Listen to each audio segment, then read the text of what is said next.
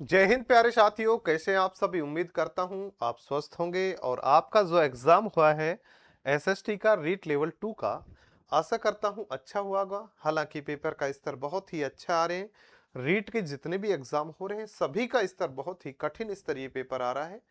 50% से above paper कठिन है और 50% से कम जो है वो आपके नॉर्मल लेवल का पेपर आ रहा है। अब ऐसी सिचुएशन में जब 50% आपका पेपर कठिन ही हो गया तो क्या कट ऑफ रह सकती है मित्रों। पदों की संख्या भी कम है, पेपर का स्तर भी बहुत हार्ड है। ऐसी सिचुएशन में और एग्जाम हॉल का प्रेशर है, पेपर हार्ड, एग्जाम हॉल का प्रेशर, विद्यार्थी बहुत ही उलझन भरी स्थिति में है। मैं समझ सकता हूं ऐसी सिचुएशन में कट ऑफ क्या रह सकती है, उसकी हम बात कर लेते हैं मित्रों। अगर आप देखो, तीन स्तर के प्रश्न आते हैं, एक सरल, एक मिड लेवल का और एक कठिन स्तरीय। अब सरल की संख्या तो यहां बहुत कम कर दी गई है। मिड और कठिन का जो स्तर है, मिड लेवल और कठिन स्तरीय, ज्यादा है। हम एक एक बार परसेंटेज निकाल लेते हैं, उसके आधार पर हम देखते हैं, एनालिसिस करते हैं। सरल और एक मध्य लेवल का और एक कठिन स्तर का पेपर है ना। कठिन स्तर के प्रश्न, तीन स्तर के प्रश्न है। सरल प्रश्नों की संख्या 15% प्लस माइनस में आप 3 कर सकते हैं। इतना जो क्वेश्चन पेपर था वो 15 से 20% मान सकते हैं। 15 से 20% सरल था, है ना। 15% से लेकर के और 20% ये सरल पेपर था। और मिड लेवल की बात करते हैं तो 30% आप मान सकते हैं।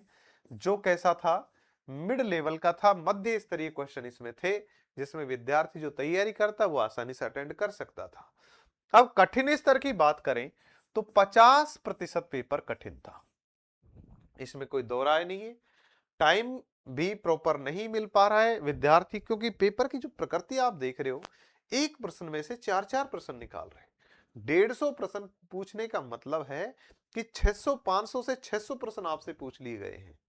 इस तरह का उन्होंने पेपर बनाया है, पेपर का स्तर बनाया है। अब उस सिचुएशन में देखो मित्रों, टाइम तो कम पड़ेगा ही पड़ेगा, साथ ही साथ जो एग्जाम हॉल का प्रेशर होता है, उस सिचुएशन में विद्यार्थी और असमंजस की स्थिति में हो जाता है।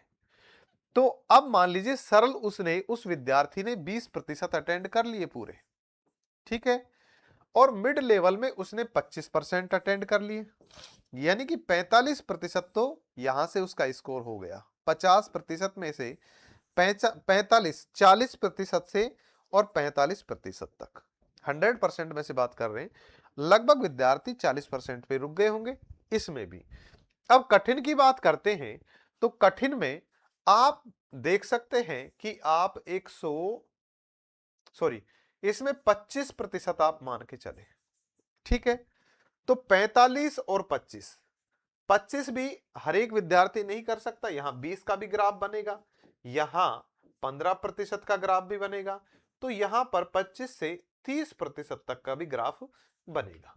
ऐसी सिचुएशन में जो मिड रेंज आएगी वो ये आएगी 20 से 25% की।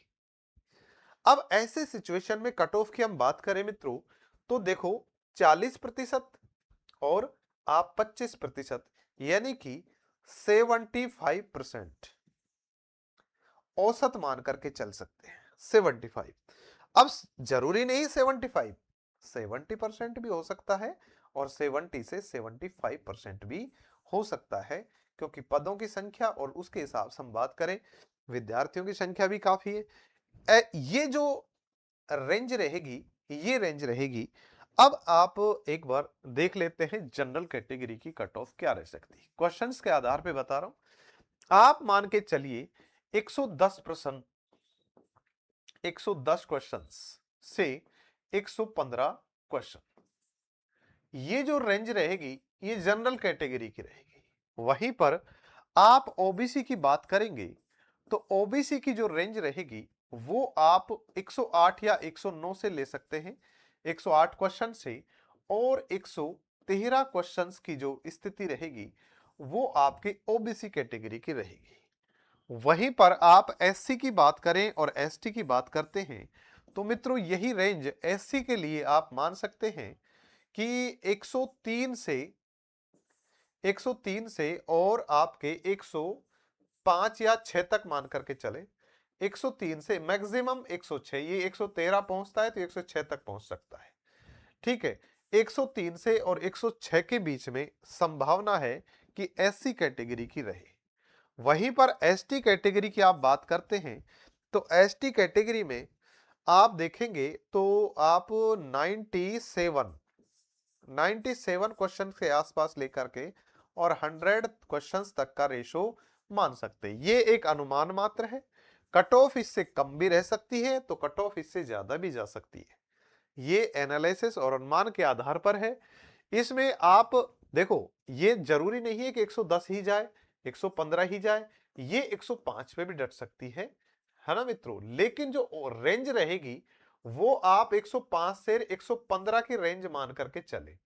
इसके बीच में जो भी विद्यार्थी है वो अपना मान सकते हैं कि हो जाएगा अपना जनरल कैटेगरी वाला। 105 से 115 की रेंज में जो विद्यार्थी है वो इस बात को मान करके चले कि पॉसिबिलिटी है अपना हो जाएगा।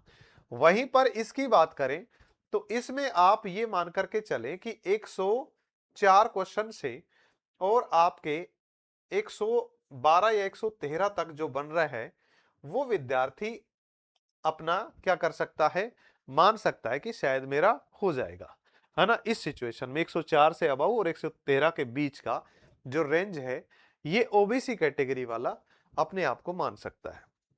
उसी हिसाब से आप एससी और एसटी का ले लीजिए। 100 से 106 के बीच में जो विद्यार्थी है 100 क्वेश्चन से 106 क्वेश्चन, वो विद्यार्थी अपना मान सकता है कि शायद मेरा हो जाए। ऐसे ही आप 97 से 100 की ये रेंज ले सकते हैं। इस वाली कैटेगरी में इसमें आप 95 तक भी आप आइडिया ले सकते हैं कि 95 से और 100 के बीच का, 95 क्वेश्चन से 100 क्वेश्चन के बीच का। यदि ये वीडियो आपको पसंद आई है तो वीडियो को लाइक करें, चैनल को सब्सक्राइब करें और बेल आइकन प्रेस कर लें ताकि प्रत्येक वीडियो का नोटिफिकेशन आपको मिल सके। आज के लिए इतना ही। जय हिंद, जय भारत।